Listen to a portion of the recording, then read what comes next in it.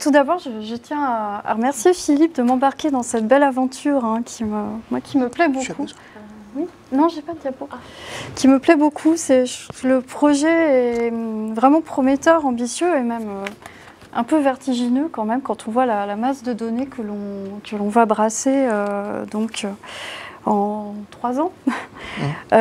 Et donc pour moi, c'est aussi l'opportunité d'approfondir ma connaissance de la société du Plessis-Bertrand que j'ai appréhendée au cours de ma thèse, puisque évidemment, je n'ai pas pu tout dépouiller.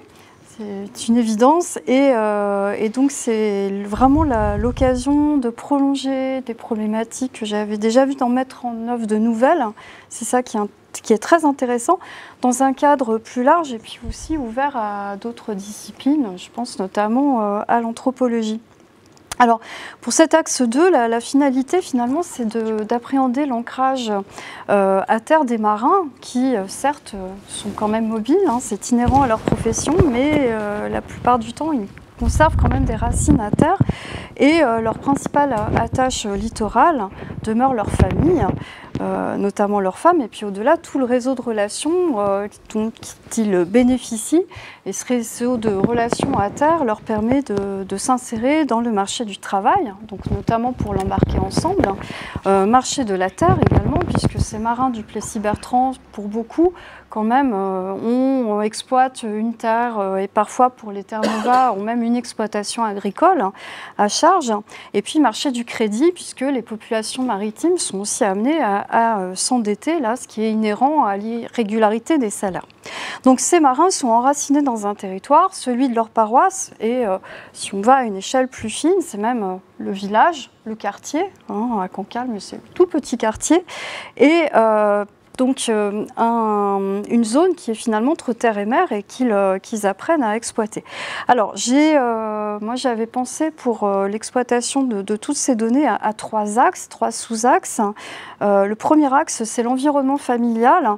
Alors là, l'idée, c'est de reprendre finalement toutes les études démographiques qui ont été faites, mais ces études démographiques qui datent maintenant un petit peu, on peut les renouveler justement avec l'énorme masse de données que va nous apporter les BMS et les compléter avec d'autres sources.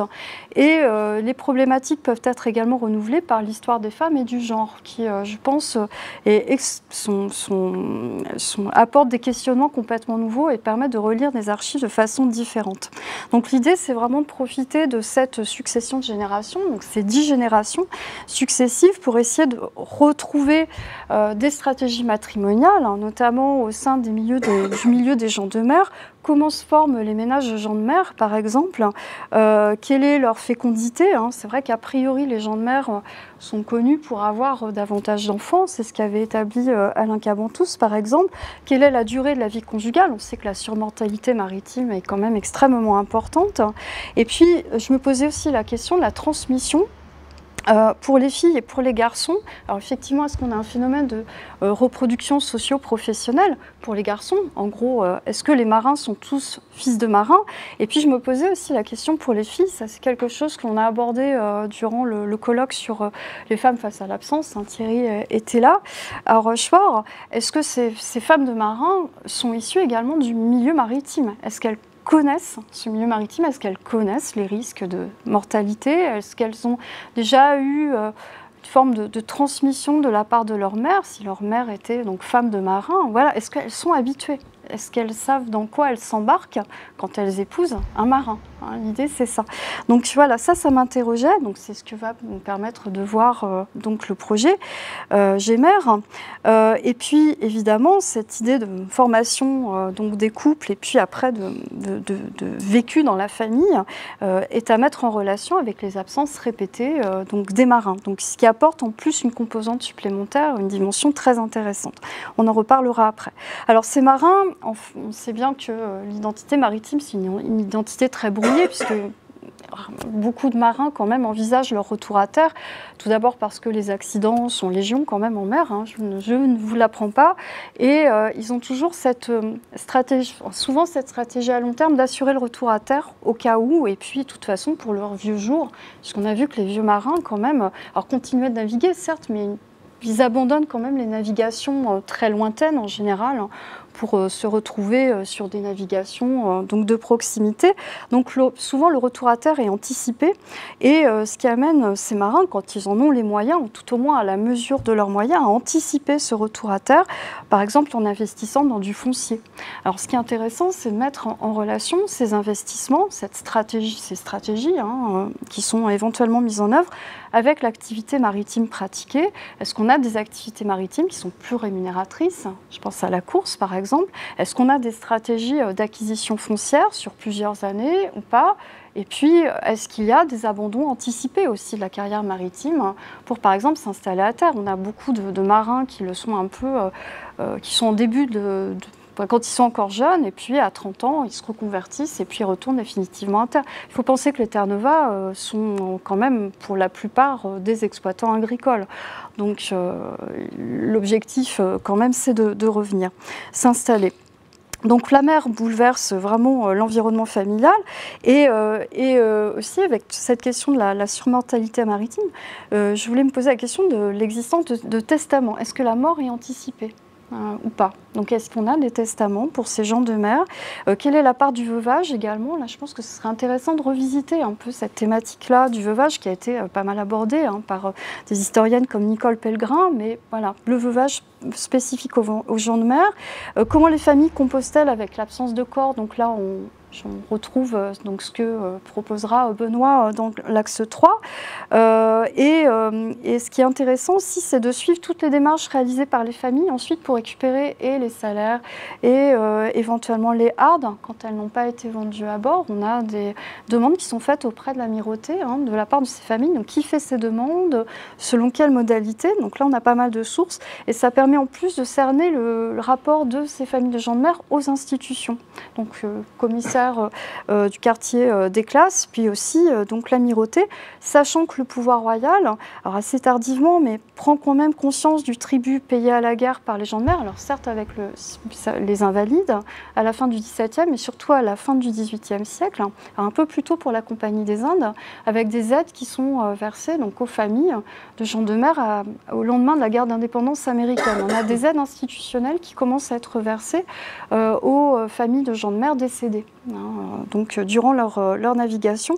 Donc ça c'est plutôt intéressant avec des initiatives privées, par exemple à Marseille, avec la chambre de commerce. Donc là on a, je pense, un aspect qui peut être intéressant à étudier. Donc qu'en est-il pour Cancale?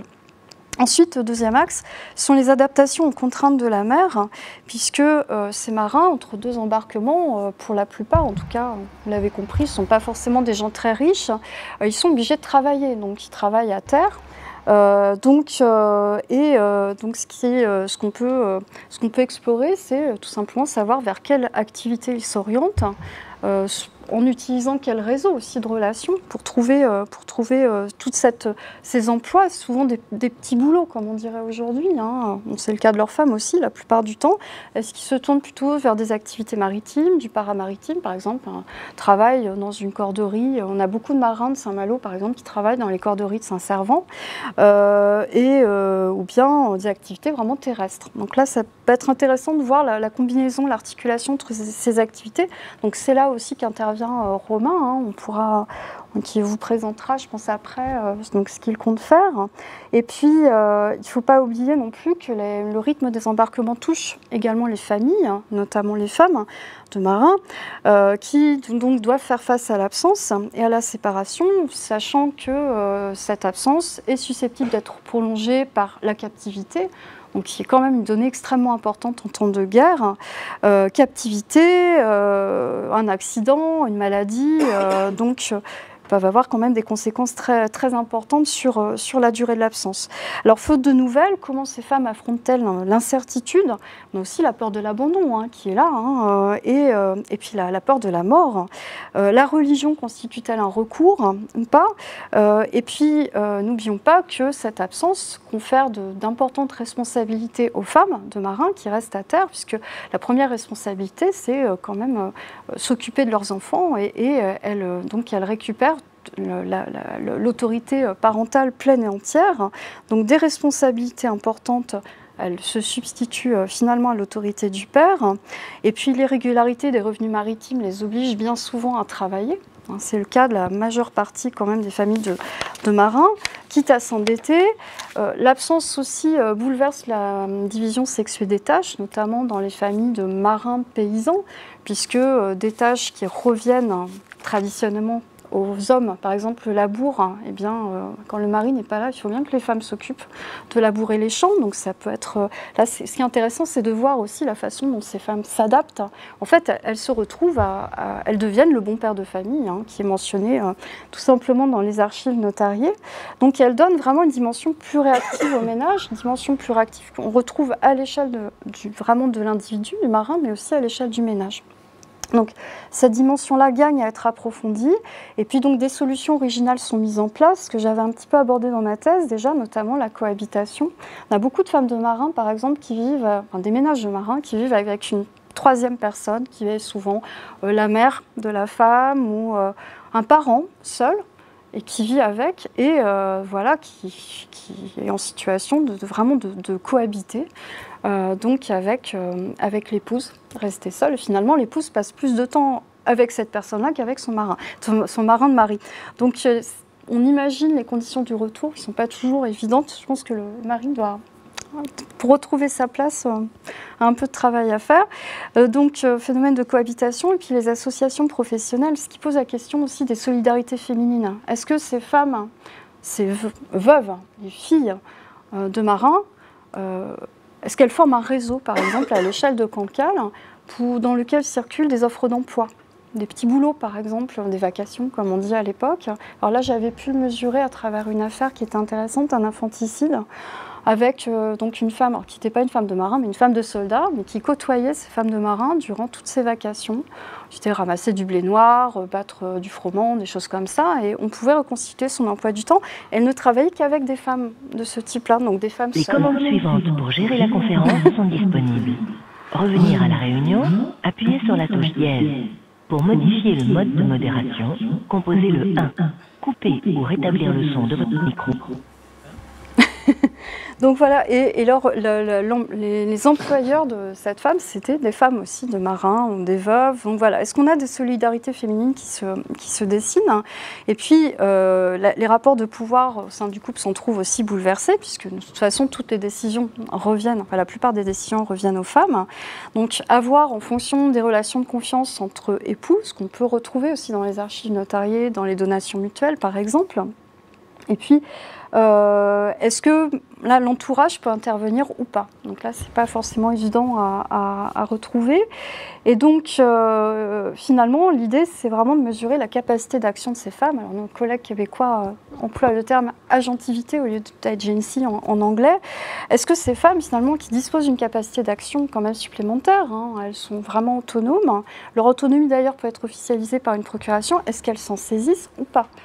Il est clair que certaines femmes s'en saisissent, mais d'autres non. Donc, à voir aussi selon des trajectoires individuelles qui permettent, avec une comparaison, si possible, entre des périodes d'absence du mari et les périodes durant lesquelles il est présent.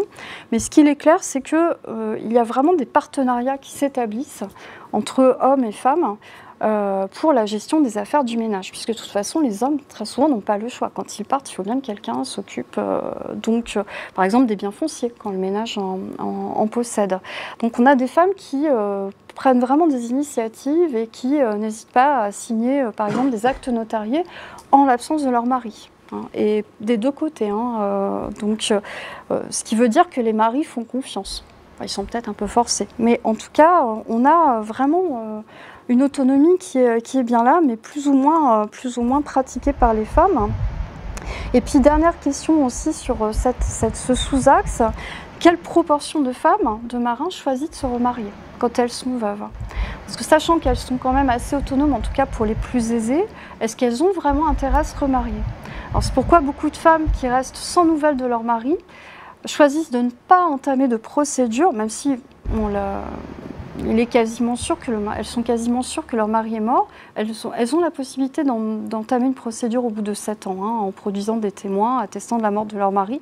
On a sans doute de nombreuses femmes qui ne le font pas, tout simplement parce que se remarier, quand on est encore en âge de se remarier, ça veut dire retomber sous la tutelle d'un mari. Donc je pense que beaucoup, en tout cas beaucoup choisissent de ne pas le faire quand elles en ont les moyens. C'est aussi la question. Et dernière question sur cette partie, est-ce que l'absence de l'époux est source de vulnérabilité ? Les femmes sans homme sont des femmes qui sont souvent réputées libertines, enfin, elles sont surveillées en tout cas, parce qu'elles ne sont pas plus vulnérables que les autres. Alors le dernier axe pour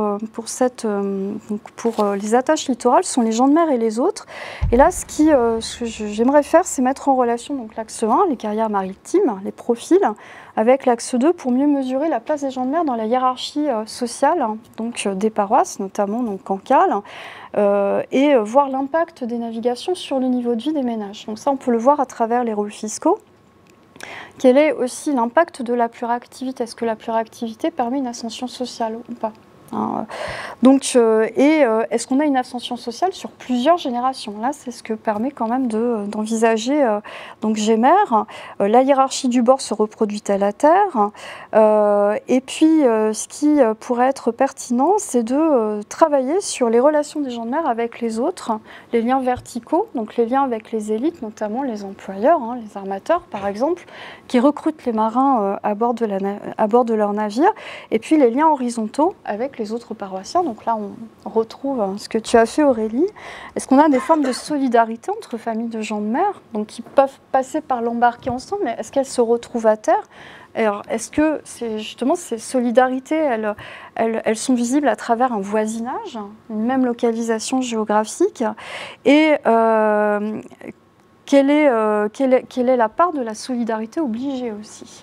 Quand on fait partie de la famille, quand on est voisin, et en plus quand on est gens de mer et quand on embarque ensemble, est-ce qu'on cède plus ou est-ce qu'on est un peu plus obligé de céder? Donc ça, c'est assez, je crois que c'est assez intéressant. Et puis, autre questionnement, toujours dans les relations avec les autres, quel est le sort réservé aux marins trop vieux pour gagner leur vie? Donc ceux qui ne peuvent plus embarquer, les invalides, les enfants, orphelins, par exemple, de père et de mère. Est-ce qu'on a une solidarité aussi qui se déploie entre familles de gens de mer? Donc ça, on peut le mesurer, par exemple, à travers les tutelles pour les enfants. On sait bien que ces marins, ils redeviennent des paroissiens comme les autres. Alors, qu'est-ce qui domine? Est-ce que c'est l'embarquer ensemble? Est-ce que ce sont plutôt les attaches rurales? Donc, je crois que c'est quelque chose à explorer. Et puis, comment les marins déracinés sont-ils considérés, ceux qui viennent s'installer à Cancale? Parce qu'on en a qui partent, mais on en a sans doute qui viennent s'installer. Comment s'intègrent-ils? Est-ce qu'ils s'intègrent tout d'abord? Est-ce qu'on a des stratégies matrimoniales aussi vis-à-vis de ces marins? Qu'est-ce qui favorise des nouvelles attaches sur le littoral? Ils bougent quand même, ces marins. Dans les zones exposées à la guerre, et donc Cancale en fait partie, avec quand même le débarquement des Anglais en 1758, quelles sont les réactions face aux autres? Les soldats de passage, l'anglais, les soldats en stationnement, puisque Cancale accueille pas mal de soldats. On a un camp établi à Paramé pendant la guerre de 7 ans. Et quelle est l'attitude face aux soldats ennemis? Donc là, j'en ai vu un aperçu en dépouillant des archives pour ma thèse, et c'était plutôt intéressant. Alors là, vous l'avez bien compris, la base de dépouillement sont évidemment les matricules des classes, tout ce qui a été évoqué, les BMS. Et donc l'objectif, c'est de compléter avec des archives notariées. Donc en voyant l'argent dans les archives notariées, les ventes, les baux, les procurations, les reconnaissances de dettes, les donations mutuelles, donc tous les actes qui font intervenir des marins. Ensuite, des archives judiciaires parce qu'elles sont extrêmement importantes. Alors dans les archives judiciaires, on va retrouver les procédures civiles, apposition de scellés et inventaire après décès qui sont extrêmement intéressants, très riches. Les tutelles également, et puis également les procédures criminelles et puis les enquêtes qui montrent aussi le comportement de ces gens de mer vis-à-vis des autres. Donc là, plutôt un dépouillement large qui peut être complété avec les rôles fiscaux. Et puis éventuellement des documents personnels, mais si on en trouve, plutôt. Alors bon, moi j'avais eu la chance de travailler sur des très belles lettres, donc d'une femme de marin, devenue femme de marin un peu elle n'avait pas eu le choix, mais on pourrait trouver peut-être dans les inventaires de Hardes, d'effets à Brest. ces lettres, elles étaient dans ce type d'archives. Donc voilà. Donc là, c'est un travail qu'on mènera sur le Plessis-Bertrand. Une autre étude pour comparaison va être menée parallèlement sur le Pays Basque avec le même type d'archives. Donc un travail sur les registres de matricules au service historique de la marine de Rochefort et puis un complément par les archives judiciaires, les archives notariées, les archives fiscales. Donc de manière à vraiment produire des données pour comparer. Puisqu'en plus le Pays Basque est assez intéressant, on a un mélange à la fois de littoral, mais aussi de montagne. Et il ne faut pas oublier que les modalités de succession ne sont pas les mêmes. On n'est pas en pays de partage égalitaire, en tout cas, tout au moins au sein du tiers-État. On privilégie un héritier, pays de droit écrit également. Donc je pense que là, la comparaison peut être vraiment très très pertinente ici. Voilà, et donc Romain, que je ne vois pas, mais qui est derrière moi, donc lui va proposer un éclairage complémentaire, parce que vous l'avez compris, en fait, GEMER, on travaille vraiment en complémentarité les uns des autres, donc c'est ça qui est intéressant, qui fait la richesse du projet. Donc je pense que Romain veut dire un mot. Oui, mais je ne sais pas si mon micro est activé là. Si ça marche, je t'entends. Oui, vous m'entendez? Oui, très bien. Je veux parler très longtemps, mais c'est vraiment dans la continuité de ce que tu disais, Emmanuel. C'est-à-dire que moi, comme je travaille plutôt sur la question des pêches, je pourrais déjà apporter un éclairage sur ces questions-là et sur le quotidien et les ressources d'une partie des populations qui vont être étudiées dans le cadre de GEMER. Donc ça sera un premier aspect. Et l'autre chose, c'est aussi ce que tu évoquais, c'est la question des archives judiciaires et des archives d'amirauté notamment. Mais là, il me semble que Denis aussi est peut-être bien placé pour en parler, dans la mesure où ça serait intéressant d'essayer de retrouver à travers les procédures civiles, les procès, les affaires civiles essentiellement tenues devant l'amirauté de Saint-Malo, les traces de ces matelots embarqués pour aussi documenter toute la dimension juridique, les types de contrats, les formes d'engagement, les rapports entre matelots, capitaines, etc. Donc pas simplement non plus en se limitant aux archives criminelles, qui ont déjà été un petit peu étudiées, mais aussi vraiment en se confrontant aux archives civiles pour vraiment voir aussi comment ces matelots utilisaient la justice, les juridictions comme l'amirauté pour défendre leurs droits et négocier leurs conditions de travail. Donc, moi, c'est plutôt sur cet aspect-là que je vais pouvoir apporter des choses sur la base de sondages dans les archives de l'amirauté de Saint-Malo, mais peut-être, Denis, tu veux... Oui, je vais bien rajouter quelque chose. Je ne sais pas si j'utilise le micro, je le rapproche. Oui, mais je aussi par la question. Oui. Je tiens à préciser que je ne devais pas prendre la parole normalement aujourd'hui, donc tout ceci est très improvisé. Et j'ai rencontré ce groupe de travail récemment. Moi, j'ai un petit peu en complément, je fais une thèse sur la culture matérielle des gens de mer en Bretagne entre les années 1680 et 1720, à partir des archives judiciaires des tribunaux de l'amirauté en Bretagne et puis de l'archéologie sous-marine aussi. Quand je parle des archives judiciaires des tribunaux de l'amirauté, je pense notamment aux procédures civiles et criminelles, dans lesquelles il y a des détails parfois très intéressants sur la vie à bord. Moi, j'essaie de poser un regard un peu anthropologique sur le port du navire. Et on a par exemple la reconstitution de scènes de repas, et je mélange ça avec les données archéologiques par exemple, pour essayer de restituer le mieux possible ce type de scènes, et puis les informations que ça nous apporte sur le fonctionnement de ces sociétés maritimes et de la société de l'époque moderne plus généralement. Alors, moi j'arrive vraiment en complément par rapport à tout ça. Je suis très intéressé par le travail et les bases de données, parce que justement mes archives judiciaires sont peu transposables en statistiques par définition, parce qu'elles sont très incomplètes, ce sont les aléas aussi de la vie judiciaire qui expliquent leur existence. Donc ça m'intéresse d'avoir des données statistiques sur un échantillon et sur la population des gens de mer que j'étudie moi-même. Donc c'est très intéressant de ma part, de ma présence ici. Après, je peux éventuellement apporter des compléments ou certaines épaisseurs par une accroche sur la vie quotidienne à bord de ces navires. Je vais prendre juste un exemple, parce que c'est une archive que que j'ai reprise, que j'avais photographiée parce qu'elle est très longue, que j'ai reprise récemment. On est en 1706 à Saint-Malo. Et c'est un corsaire qui s'appelle le Duc de Bretagne. Et l'armateur ne veut absolument pas débarquer. Ça fait longtemps que la campagne aurait dû cesser. L'armateur ne veut pas débarquer les troupes à Saint-Malo pour qu'elles s'évaporent ou pour qu'elles se répandent dans les cabarets de Saint-Malo. Il décide de les amener sur l'île Cézanne. Je ne sais pas si vous connaissez Saint-Malo, c'est donc juste à côté. Donc les marins ne sont pas du tout de cet avis, évidemment.